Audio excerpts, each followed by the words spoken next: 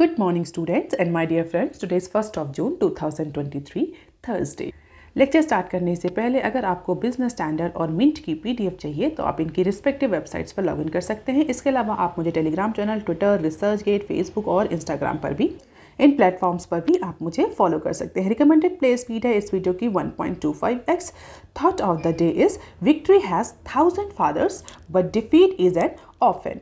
और मिंट ने आज अपने फ्रंट पेज पे approximately 10 important news headlines cover करी हैं। बिजनेस स्टैंडर्ड ने 16 इंपॉर्टेंट न्यूज़ हेडलाइंस कवर करी हैं और आज के डिस्कशन में हम 12 न्यूज़ आर्टिकल्स बिजनेस स्टैंडर्ड से और 5 न्यूज़ आर्टिकल्स मिंट से डिस्कस करेंगे। तो जल्दी से स्टार्ट करते हैं। आज का पहला आर्टिकल जो कि मिंट के पेज नंबर 1 पर दिया हुआ है, beating estimates, India GDP expand 7.2% इन फाइनेंशियल ईयर 23। इंडियन इकोनॉमी का डेटा नेशनल स्टैटिस्टिकल ऑफिस ने वेडनेसडे को रिलीज़ कर दिया और उसको लेकर के कई सारे टाइम से स्पेकुलेशन चल रही थी। तो फाइनली जो एनएसओ का डेटा रिलीज़ हुआ है उसके अकॉर्डिंग इंडियन इकोनॉमी ने फाइनेंशियल ईयर 23 में 7.2% का जीडीपी ग्रोथ रेट अचीव किया। तो जीडीपी जो ग्रोथ रेट रहा वो 7.2% रहा इन फाइनेंशियल ईयर 23, जो कि एस्टिमेट से थोड़ा सा ज़्यादा। एस्टिमेट जो ऑफिशियल फोरकास्ट था वो कितना था, अप्रॉक्सीमेटली 7% का जीडीपी फोरकास्ट किया था या 7% का जीडीपी फोरकास्ट किया गया था। उसके अगेंस्ट जो एक्चुअल जीडीपी रही वो इंडिया की 7.2% रही। तो जो ये रीज़न हम अगर बात करें कि क्यों ये हमें एक्सपेंशन इकोनॉमिक ग्रोथ में देखने को मिला, जब 7% का ऑफिशियल फोरकास्ट था तो इंडियन इकोनॉमी ने क्यों ये 7.2% का ग्रोथ रेट अचीव किया, what was the factor that were actually responsible for this expansion in GDP growth. तो अगर हम उन फैक्टर्स की बात करें तो इकोनॉमिस्ट के अकॉर्डिंग और नेशनल स्टैटिस्टिकल ऑफिस के अकॉर्डिंग हमें स्ट्रॉन्ग एक्सपेंशन या रोबस्ट एक्सपेंशन देखने को मिला एग्रीकल्चर सेक्टर में, कंस्ट्रक्शन सेक्टर में और सर्विस सेक्टर में। और इन सब के अलावा मैन्युफैक्चरिंग सेक्टर ने भी मार्च क्वार्टर में एक स्ट्रॉन्ग रीबाउंड रजिस्टर किया। तो ओवरऑल अगर हम फाइनेंशियल ईयर की बात करें तो एग्रीकल्चर, सर्विस सेक्टर और कंस्ट्रक्शन सेक्टर में स्ट्रॉन्ग या रोबस्ट एक्सपेंशन की वजह से ये जो ग्रोथ रेट है ये 7.2% तक पहुंच पाया। For the quarter ended on 31st of March the GDP expanded to 6.1%, जो कि पिछले क्वार्टर यानी Q3 में अप्रॉक्सीमेटली 4.5% थी। तो 4.5% से इंक्रीज होकर के 6.1% की जीडीपी रजिस्टर हुई in last quarter of financial year 23 यानी जो मार्च का क्वार्टर था। इसके अलावा अगर फिक्स असेट्स की बात करें तो फिक्स असेट्स में भी स्ट्रॉन्ग इन्वेस्टमेंट देखने को मिला। अप्रॉक्सीमेटली 8.92% का ग्रोथ रेट अचीव हुआ फिक्स असेट इन्वेस्टमेंट के केस में इन मार्च क्वार्टर, जो कि मेजरली गवर्नमेंट कैपिटल एक्सपेंडिचर। तो गवर्नमेंट ने लास्ट क्वार्टर में यानी Q4 ऑफ फाइनेंशियल ईयर 23 में जो कैपिटल एक्सपेंडिचर है वो इंक्रीज किया है, जिसकी वजह से जो फिक्स्ड असेट में इन्वेस्टमेंट हुआ अप्रॉक्सीमेटली 8.92% रहा। अगर हाउस होल्ड स्पेंडिंग की बात करें तो हाउस होल्ड स्पेंडिंग ने भी Q4 में अप्रॉक्सीमेटली 2.82% का ग्रोथ रेट अचीव किया। इसके अलावा जो गवर्नमेंट स्पेंडिंग थी, रेवेन्यू स्पेंडिंग थी, उसमें भी 2.29% का ग्रोथ रेट Q4 में देखने को मिला। So because of the increased investment in fixed asset, because of the increased government capital expenditure, because of the increase in household spending, because of the increase in government revenue spending, the Q4 has registered the strong economic growth at the rate of 6.1%. इसके अलावा अगर हम export import की बात करें तो exports का ये कहना था कि जो नेगेटिव नेट एक्सपोर्ट सिचुएशन थी पिछले कुछ क्वार्टर्स में, 3 जो क्वार्टर्स जो रहे Q1, Q2 और Q3 ऑफ फाइनेंशियल ईयर 23, उनके कंपैरिजन में मार्च के क्वार्टर में पॉजिटिव ग्रोथ रेट एक्सपोर्ट के केस में भी देखने को मिली। And as per the experts, drag from negative net export on overall GDP could be lower with an expected improvement in the trade balance in financial year 24. तो जो Q4 में जिस तरीके से एक्सपोर्ट इंप्रूव हुआ है उसको देखते हुए जो एक्सपर्ट्स हैं दे आर एंटिसिपेटिंग कि फाइनेंशियल ईयर 24 में भी एक सिग्निफिकेंट हमें ट्रेड बैलेंस और ट्रेड बैलेंस में एक सिग्निफिकेंट इंप्रूवमेंट देखने को मिल सकता है। So this is the study path. Indian economy और GDP grew at a slower clip of 7.2% in financial year 23. It is expanded by 9.1% a year ago. Meanwhile, core sector output also slowed to 3.5% in the month of April.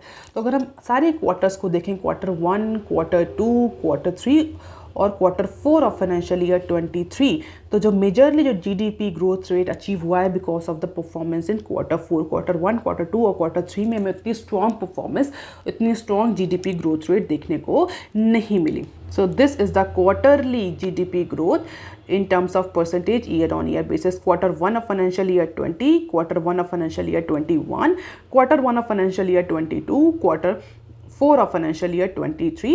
हालांकि जो expert है उनका ये कहना है कि पिछले क्वार्टर में यानी पिछले फाइनेंशियल ईयर 22 में जो जीडीपी एक्सपेंशन था वो 9.1% का हुआ था. रीजन बिहाइंड लो बेस इफेक्ट.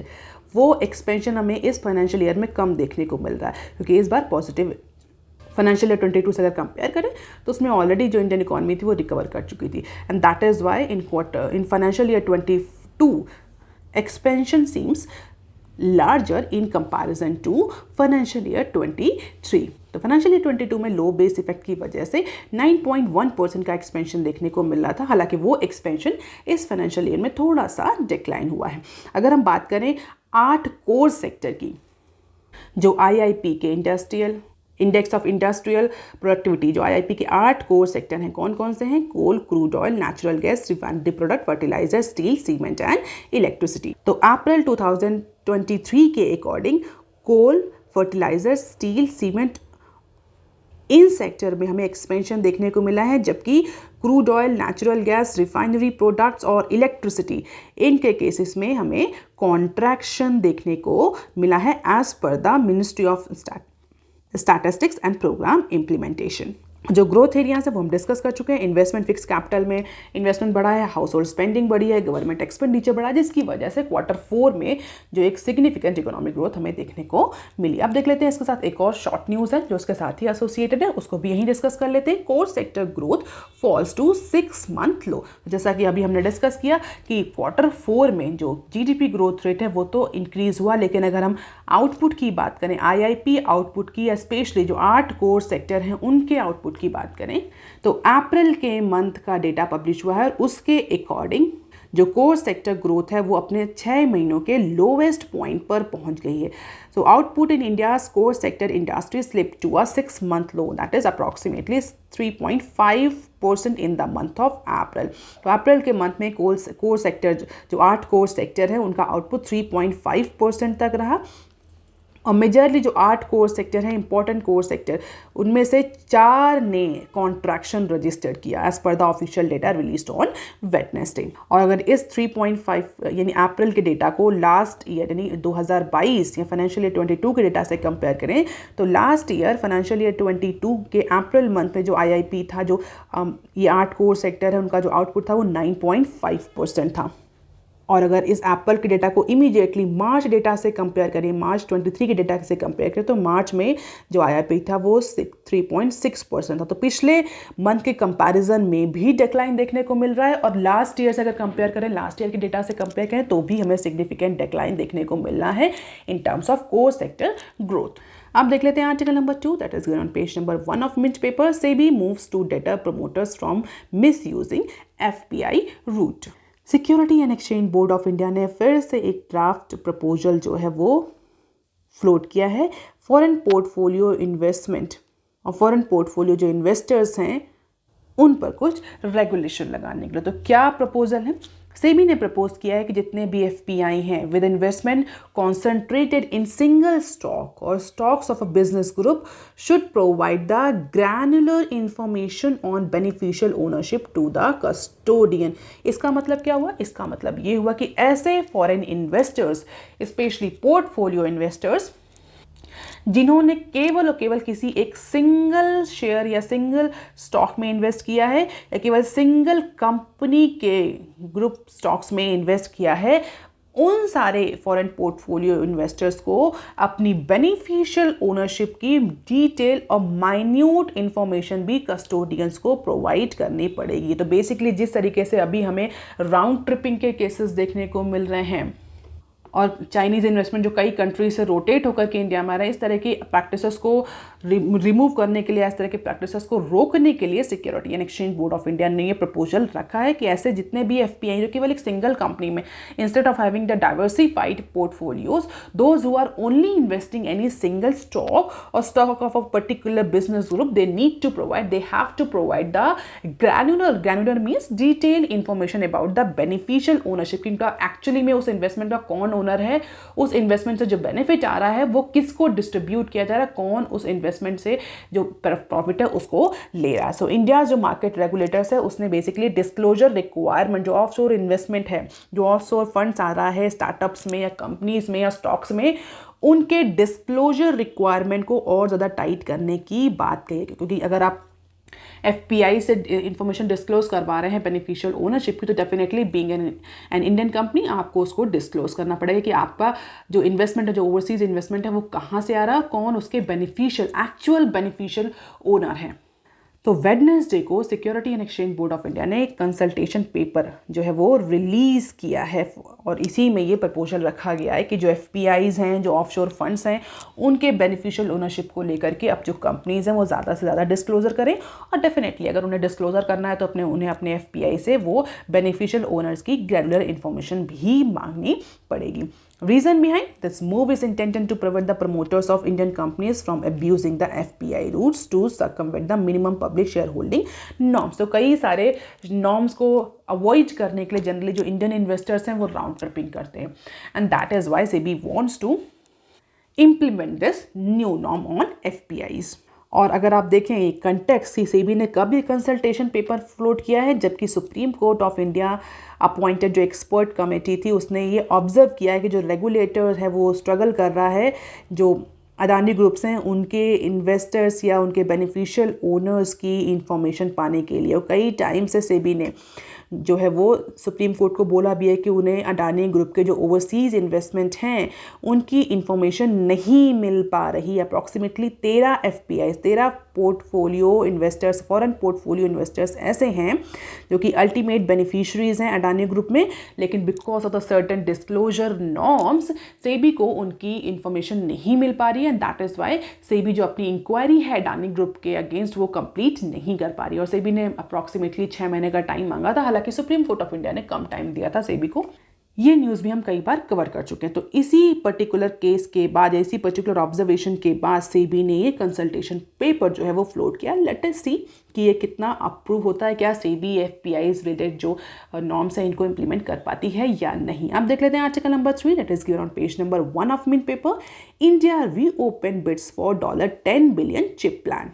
तो सेमीकंडक्टर चिप मैन्युफैक्चरिंग मेकिंग के लिए इंडिया ने दोबारा से एप्लीकेशन जो है वो ओपन कर दी है, दोबारा से विंडो ओपन कर दी है। If you are continuously following this news channel you must be knowing कि गवर्नमेंट ने एक DLI scheme, design linked incentive scheme launch करी थी in line with PLI scheme. जो PLI स्कीम थी उसी की तरह से गवर्नमेंट ने design linked incentive scheme launch करी थी। किसके लिए? चिप मेकिंग को प्रमोट करने के लिए। चिप में सेमीकंडक्टर जो चिप होती हैं इंडिया में, क्यों? क्योंकि उसकी रिसेंटली शॉर्टेज थी, जिसकी वजह से इंडिया के ऑटोमोबाइल सेक्टर और इलेक्ट्रॉनिक सेक्टर को बहुत ज़्यादा हर्डल फेस करना पड़ रहा था। और इसीलिए इंडिया ने DLI स्कीम लॉन्च करी थी कि जो चिप मैन्युफैक्चरिंग है, सेमीकंडक्टर मैन्युफैक्चरिंग है, वो इंडिया में ही करी जा सके।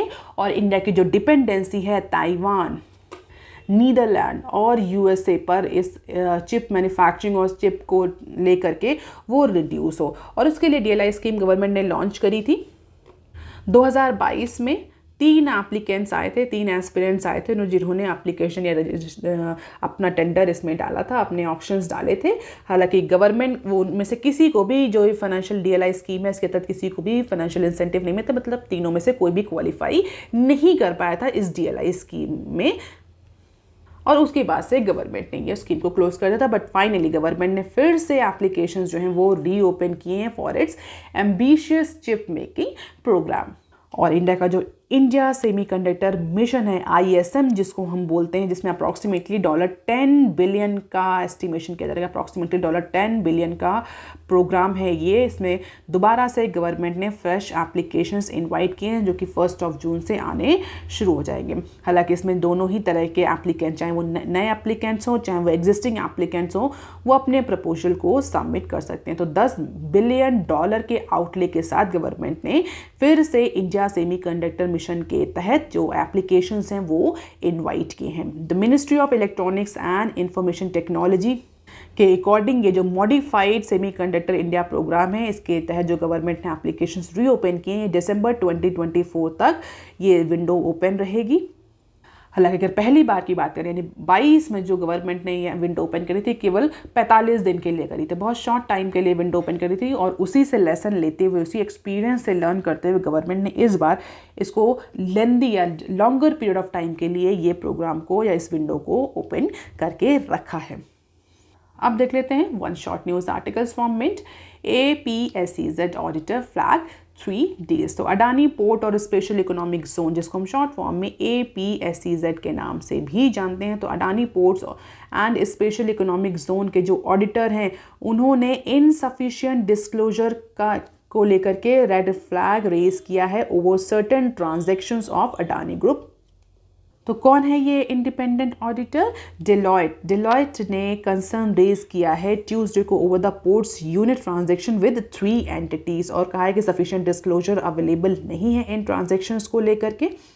और कंपनी ने जो बोला है, कंपनी ने कहा था अडानी ने कि ये जो अनरिलेटेड पार्टीज़ हैं इनसे ट्रांजैक्शन हुआ, जबकि जो डिलॉयट है उसका ये कहना है कि ये जो ट्रांजैक्शंस हैं probably somewhere the parties are related, not indeed unrelated और purely unrelated, and the firm has refuse to get independent external examination on these 3 deals. तो 3 डील्स को लेकर के APSEZ के जो इंडिपेंडेंट ऑडिटर्स हैं उन्होंने रेड फ्लैग रेज किया है, जो कि हिंडनबर्ग की जो रिपोर्ट है उन एलिगेशन को और ज़्यादा स्ट्रॉन्ग करता है against Gautam Adani's empire. So let us see कि इस पर्टिकुलर इशू के बाद क्या होता है। अब देख लेते हैं बिजनेस स्टैंडर्ड के आर्टिकल। बिजनेस स्टैंडर्ड का पहला आर्टिकल जो कि पेज नंबर 4 पर दिया हुआ है। पेज नंबर 1 पर यानी फ्रंट पेज पर जो दिए हुए आर्टिकल्स हैं उनको हम शॉर्ट न्यूज़ सेक्शन में कवर करेंगे, क्योंकि मेजॉरिटी ऑफ जो न्यूज़ हैं वो हम मिनट में कवर कर चुके हैं उस पेज नंबर 1 से रिलेटेड। हालांकि पेज नंबर 4 पर भी जो न्यूज़ दी हुई है वो सारी जो डेटा NSO का डेटा पब्लिश हुआ है उससे रिलेटेड है। तो इंडिया की जो रिसेंटली फाइनेंशियल ईयर 23 का जो GDP डेटा पब्लिश किया है NSO ने, उसको लेकर के शॉर्ट क्लिप्स हैं यहाँ पर, हम जल्दी डिस्कस कर लेते हैं। तो हेडलाइन ये है, ऑप्टिमिज्म एमिट ग्लोबल हेडविंड्स। हम कंटिन्यूअसली इस बात को डिस्कस करते हुए आए हैं अपनी न्यूज़ एनालिसिस में कि apart from the global recessionary situations, apart from the global banking crisis, Indian economy has performed better than the counterpart। और वही इस बार की जो GDP estimates हैं, फाइनेंशियल ईयर 23 के जो GDP estimates हैं उनमें भी यही रिफ्लेक्ट हो रहा है that India has been the fastest growing economy among the major world economy। हालांकि ग्लोबल स्लोडाउन की वजह से और अनइवन मॉनसून रेन की वजह से कुछ इम्पैक्ट हमारे एक्सपोर्ट और ग्रोथ आउटलुक पर पड़ा है और आगे आने वाले क्वार्टर्स में पड़ सकता है, देखने को मिल सकता है, क्योंकि जिस तरीके से अनइवन मानसून हो रहा है और जिस तरीके से एल नीनो का इम्पैक्ट एनालाइज किया जा रहा है, तो आगे आने वाले क्वार्टर्स में हमें कुछ प्रॉब्लम या कुछ स्लो डाउन दिख सकता है फाइनेंशियल ईयर 24 में। लेकिन अगर हम 23 का डेटा देखें तो Indian economy has been one of the fastest growing economy among the major world economies. तो ये हमारे जो चीफ इकोनॉमिक एडवाइज़र है मिस्टर वी अनंता नागेश्वरन, उन्होंने वेडनेसडे को इंडियन इकोनॉमी के फाइनेंशियल ईयर 24 के बारे में प्रोजेक्शन किया है on the basis of financial year 23 data. तो हमारे जो चीफ इकोनॉमिक एडवाइज़र हैं उनके according on the back of higher than expected economic growth in financial year 23 the momentum is expected to continue in 24 as well. तो solid growth prospects हैं, ऐसा कहना है हमारे चीफ इकोनॉमिक एडवाइज़र का। और जिस तरीके से इंडियन इकोनॉमी ने 23 में एक स्ट्रॉन्ग ग्रोथ रजिस्टर करी है, यही पैटर्न, यही मोमेंटम जो है वो आगे 24 में भी कंटिन्यू रहेगा। तो मीडिया ब्रीफिंग में उन्होंने जो फाइनेंशियल ईयर 23 के GDP प्रिंट्स को रिलीज़ किया है उसको डिस्कस करते हुए उन्होंने बोला है कि डाउन साइड रिस्क तो रहेंगे ही। डाउन साइड रिस्क में जिस तरीके से ग्लोबल रिसेशनरी सिचुएशंस चल रही हैं उसका इम्पैक्ट हमारे ग्रोथ प्रॉस्पेक्ट पर, हमारे एक्सपोर्ट पर देखने को मिलेगा। मिलेगा, बट इन सब के बावजूद भी इंडियन इकोनॉमी जो है वो 24 में ग्रोथ मोमेंटम कंटिन्यू रखेगी एज पर आवर CEA। अब एक और न्यूज़ है, उसको भी देख लेते हैं। 3 of 5 large economies show pickup in growth. So 3 out of 5 large economies outside India have shown faster growth in the latest quarter compared to the previous one. तो यहाँ पर 5 इकोनॉमीज कौन कौन सी? चाइना, US, जापान, UK और Germany का comparison किया गया है। हालांकि इसमें इंडिया को इंक्लूड नहीं किया गया, जो इंडिया के अलावा जो बड़ी बड़ी और इकोनॉमीज़ हैं उनका कंपैरिजन किया गया और उनमें बताया गया कि 5 में से जो 3 इकोनॉमीज़ हैं उन्होंने ग्रोथ में अपटिक रजिस्टर किया है, ग्रोथ में एक्सपेंशन या पॉजिटिव ट्रेंड रजिस्टर किया है। केवल 2 ऐसी इकोनॉमीज़ हैं जिनमें नेगेटिव ग्रोथ ट्रेंड हमें देखने को मिल रहा है। तो China and Japan and US, all these 3 economies have shown the stronger economic growth in the first quarter of financial year 23 that they did in last quarter of 22। तो 22 का last quarter यानी क्वार्टर 4, फाइनेंशियल ईयर 23 का first quarter यानी quarter 1। तो ये consecutive quarters थे। तो इन quarters के कंपैरिजन में ये बताया गया कि चाइना, जापान और US ने स्ट्रॉन्ग इकोनॉमिक ग्रोथ रजिस्टर करी in the first quarter of financial year 23 in comparison to last quarter of financial year 22, according to Paris-based Organization for Economic Cooperation and Development data. And this is the infographics, you can just have the glimpse of it। और इसके basis पर जो forecast है वो financial year 24 का भी forecast किया गया है। तो चाइना के लिए 24 का जो फोरकास्ट है 4.9% का, UK के लिए 0.9% का, US के लिए 0.9% का, जर्मनी 1.7, जापान 1.1। ये जो ब्लैक बार है ये 23 का GDP है और जो ये रेड बार है ये 24 का फोरकास्ट है as per this organisation, Paris based organisation for economic cooperation and development. और हम ये क्यों 5 इकोनॉमीज़ के बारे में डिस्कस कर रहे हैं? क्योंकि ये 5 बड़ी इकोनॉमीज़, मेजर इकोनॉमीज़ हैं अदर देन इंडिया, और इनमें किस तरह की इकोनॉमिक सिचुएशंस होती हैं उसका इम्पैक्ट इंडिया और अदर कंट्री पर भी सिग्निफिकेंटली पड़ता है। And that is why we are discussing कि 24 में इनका ग्रोथ प्रॉस्पेक्ट कैसा रहेगा, जिसकी वजह से इंडिया का जो ग्रोथ मोमेंटम है वो किस तरीके से इम्पैक्ट करेगा। आप देख लेते हैं article number 5 that is given on page number 6 of Business Standard. Fiscal deficit at 6.36% in financial year 23, a tad below target. अगर आप रेगुलर फॉलो कर रहे हैं इस चैनल को तो आपको पता होगा कि हमने डिस्कस भी किया था कि फाइनेंशियल ईयर 23 में जिस तरीके से टैक्स कलेक्शन इंप्रूव हुआ था, डायरेक्ट टैक्स कलेक्शन स्पेशली और इनडायरेक्ट टैक्स कलेक्शन GST, जिस तरीके से उसमें हमें इंप्रूवमेंट देखने को मिल रहा था, हमने उस समय भी डिस्कस किया था कि प्रॉबेबली जो फिस्कल डेफिसिट का टारगेट है वो उससे कम इंडिया का फिस्कल डेफिसिट आएगा, क्योंकि रिवेन्यू कलेक्शन में हमें इंक्रीज देखने को मिल रहा था।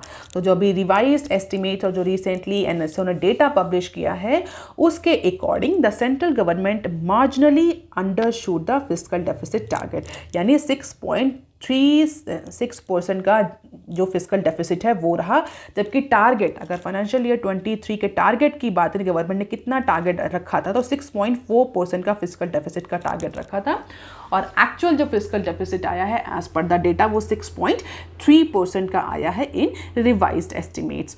Reason lower than estimated revenue expenditure as the central government capital expenditure exceeded the revised estimate। तो जो revenue expenditure है गवर्नमेंट का वो reduce हुआ है फाइनेंशियल ईयर 23 में और revenue collection जो है वो improve हुआ है, जिसकी वजह से फिस्कल डेफिसिट पर पॉजिटिव इम्पैक्ट पड़ा है। I hope many of you might be knowing what is this fiscal deficit. और अगर जल्दी से डिस्कस करें तो fiscal deficit is the basic difference between the government's total expenditure and its total revenue excluding the borrowing, and it is one of the very important indicator of the extent to which government must borrow in order to finance it's operation and is generally expressed as a percentage of country's GDP। तो GDP के percentage में, GDP के terms में इसको हम express करते हैं। तो 6.3% फिस्कल डेफिसिट रहा इन टर्म्स एट पर द परसेंटेज ऑफ GDP, जबकि एंटिसिपेट या टारगेट जो रखा गया था वो 6.9% का था। आप मुझे कमेंट सेक्शन में लिख करके बताइए फाइनेंशियल ईयर 22 में इंडिया का जो एक्चुअल फिस्कल डेफिसिट था वो कितना था और टारगेट कितना रखा गया था। तो इस बार हम ये कह सकते हैं कि प्रोबेबली गवर्नमेंट ने थोड़ा सा फिस्कल प्रूडेंस जो है वो अचीव करने की कोशिश करी है by reducing the revenue expenditure and increasing the capital expenditure. हालांकि अगर रेवेन्यू डेफिसिट की बात करें financial year 23 the revenue deficit was also contained at 3.9% of GDP against the revise estimates of 4.1%। और जैसा कि हमने डिस्कस किया कि हायर टैक्स और नॉन टैक्स रेवेन्यू कलेक्शन हुआ है गवर्नमेंट का from non debt capital receipts fell short of the target, but जो टैक्स कलेक्शन है वो इंप्रूव हुआ as per the controller general of accounts data that has been released on Wednesday. और अगर net tax revenue की बात करें तो मार्जिनली 0.5% से नेट टैक्स रिवेन्यू जो है वो इंक्रीज़ हुआ है। अगर नॉन टैक्स रिवेन्यू की बात करें तो उसमें अप्रॉक्सीमेटली 9.3% का इंक्रीज रजिस्टर हो रहा है, जिसकी वजह से ये जो फिस्कल डेफिसिट का टारगेट है गवर्नमेंट को अचीव करने में हेल्प मिली। तो this is the performance matrix financial year 23 revised estimates, financial year 23 provisional estimates, non tax revenue कितना रहा, नेट टैक्स रिवेन्यू कितना रहा, नॉन टैक्स रिवेन्यू कितना रहा, नॉन डेट कैपिटल रिसीट्स कितनी रही, रिवेन्यू एक्सपेंडिचर कैसा रहा, कैपिटल एक्सपेंडिचर कैसा रहा, और ओवरऑल फिस्कल डेफिसिट गवर्नमेंट का क्या रहा। तो बेसिकली ये रिवाइज्ड एस्टिमेट्स और जो प्रोविजनल डेटा आया उसके बीच का कंपैरिजन है। You can just have the glimpse of it, बहुत ज़्यादा याद करने की जरूरत नहीं है। कंट्रोलर जनरल ऑफ अकाउंट्स ने डेटा पब्लिश किया है। अब देख लेते हैं नेक्स्ट क्लिप जो कि इंडियन इकोनॉमी से ही एसोसिएटेड है। कोर सेक्टर एक्सपेंड 3.5% लीज्ड इन 3 मंथ्स। जैसा कि हमने डिस्कस किया, अगर आप देखें मिंट की टोन और अगर आप बिजनेस स्टैंडर्ड की टोन देखें तो दोनों की टोन में बहुत ज़्यादा डिफरेंस है। न्यूज़ एक ही है, मिंट ने बोला कि कॉन्ट्रैक्शन हुआ, 6 महीने का लोवेस्ट पॉइंट रहा है, जबकि बिजनेस स्टैंडर्ड ने इसको पॉजिटिवली प्रेजेंट किया। न्यूज़ सेम है, कोर सेक्टर एक्सपेंड 3.5% लीज्ड इन 3 मंथ्स, यानी जो एक्सपेंशन वर्ड है वो बिजनेस स्टैंडर्ड ने पॉजिटिव वर्ड यूज़ किया है, मिंट ने कॉन्ट्रैक्शन वर्ड यूज़ किया है। न्यूज़ सेम ही है कि जो कोर सेक्टर है 8 कोर सेक्टर है उसमें 3.5% का ग्रोथ रेट अचीव हुआ, जो कि पिछले मंथ के कंपैरिजन में कम है। पिछले मार्च में 3.6 था और पिछले 6 महीनों का लोवेस्ट पॉइंट है। तो जो सेक्टोरल ग्रोथ रही इन अप्रैल 2023 वो कॉन्ट्रैक्शन या डिक्लाइन मैनर में रही। Coal, crude oil, natural gas, refinery, fertilizer, steel, cement and electricity are these 8 core sector. You can just have the glimpse of it. हम ऑलरेडी इसको मिनट में डिस्कस कर चुके हैं, दोबारा से इसको डिस्कस करने की जरूरत नहीं है।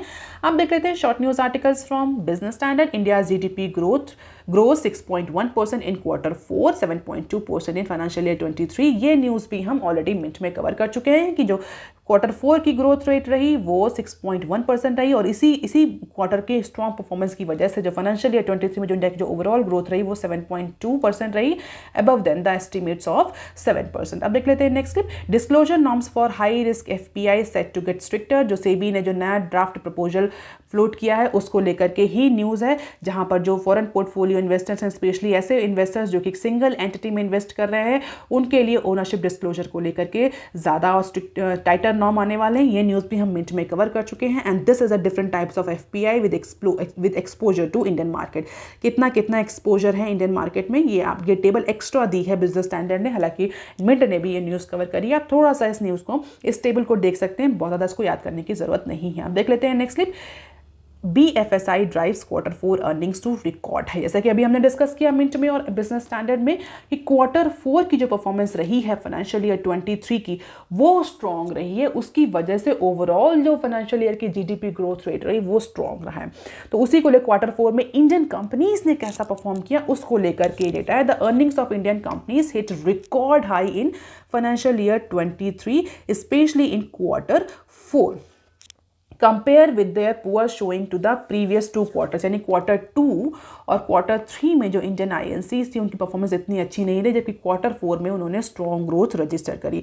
और अगर हम सेक्टर वाइज इन परफॉर्मेंस को देखें तो जो सबसे ज़्यादा अर्निंग्स में इंक्रीज हुआ वो बैंकिंग सेक्टर में, फाइनेंशियल सर्विसेज, इंश्योरेंस, इसको हम शॉर्ट फॉर्म में BFSI बोलते हैं, banking, financial and insurance sector की जो कंपनीज थी उन्होंने बेटर देन एक्सपेक्टेड जो रिजल्ट्स हैं वो शो किए इन Q4 ऑफ फाइनेंशियल ईयर 23, जिसकी वजह से जो नॉन BFSI स्पेस है, यानी ऐसी कंपनीज जो कि BFSI सेक्टर में फॉल नहीं, यानी बैंकिंग, फाइनेंशियल सर्विसेज और इंश्योरेंस के अलावा जो अदर सेक्टर्स हैं उनमें कॉन्ट्रैक्शन को कॉम्पनसेट कर दिया BFSI सेक्टर, लेकिन इनमें इतना इंक्रीज हुआ कि जो ओवरऑल परफॉर्मेंस आ रही है कंपनीज की वो पॉजिटिव आ रही है because of this BFSI sector. अब देख लेते हैं next clip. No plan to let Chinese firms re enter telecommunication market. तो 5G रोल आउट को लेकर के गवर्नमेंट ने बहुत क्लियर कर दिया कि गवर्नमेंट का भी फिलहाल के लिए कोई ऐसा प्लान प्लान नहीं है कि गवर्नमेंट जो चाइनीज़ ऑफिशियल्स हैं, जो चाइनीज़ कंपनीज़ हैं, टेलीकम्युनिकेशन इक्विपमेंट मैन्युफैक्चरिंग कंपनीज कैसे जैसे हुआवे और ZTE, इन कंपनीज को फिलहाल के लिए कोई ट्रस्टेड सोर्स का सर्टिफिकेट गवर्नमेंट नहीं देने जा रही है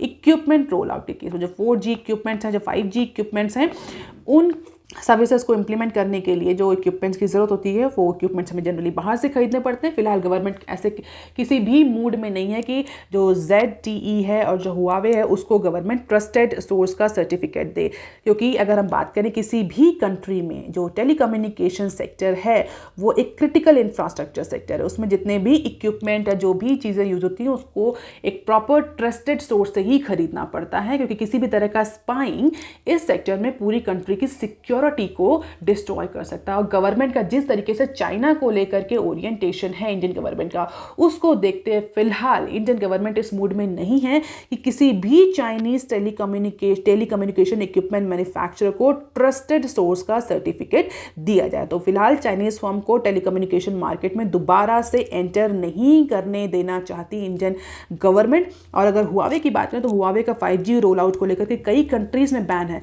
क्योंकि कहा जाता है कि इन्होंने प्राइवेसी ब्रीच किया है। यूएस जैसी कंट्रीज में तो एक पर्टिकुलर इस कंपनी को बैन कर दिया गया है from 5G roll out. So India placed restrictions on Chinese firms across the sector after 2022 border issue, और इसको फिलहाल के लिए गवर्नमेंट रिलैक्स करने के मूड में नहीं है। आप देख लेते हैं next clip. Russian oil now 46% of India's crude buys. तो जिस तरीके से रशिया इंडिया को डिस्काउंटेड क्रूड ऑयल ऑफर कर रहा है, उसके बाद से कंटिन्यूसली रशिया यूक्रेन क्राइसिस के बाद से कंटिन्यूसली इंडिया का जो इंपोर्ट है रशिया से वो इंक्रीज होता जा रहा है। India's import of discounted crude oil from Russian Federation hit all time high in the month of May. Approximately 46% का शेयर कॉन्स्टिट्यूट कर रहा है Russian crude oil in India's total crude oil import. मई के मंथ में जितना India ने crude oil import किया है उसका 46% और केवल हम रशिया से खरीद रहे हैं। And this is India's Russia crude imports.